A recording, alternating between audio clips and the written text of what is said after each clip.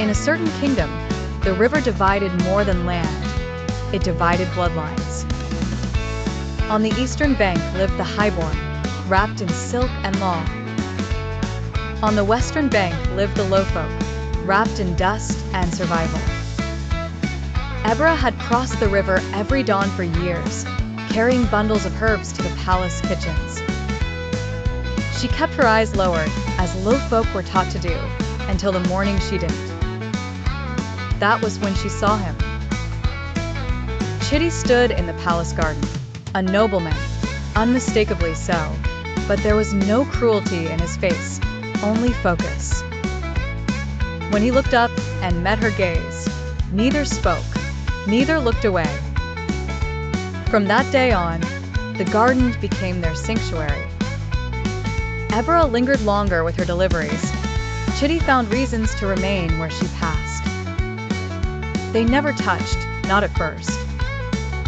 One evening, Chitty reached for a flower, its thorns biting into his skin. Eberra reacted without thought, catching his hand. His blood stained her fingers. "I could lose everything," Chitty whispered. "I already have nothing," Eberra replied softly, "except this."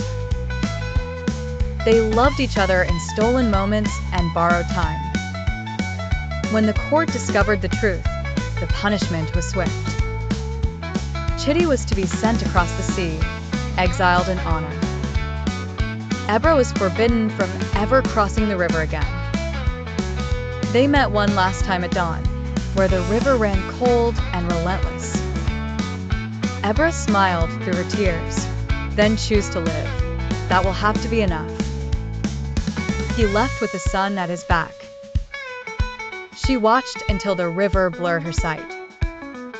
Years later, if the wind was right, Elara swore she could hear his voice across the water, still choosing her, still loving her, even when the world had said they must not.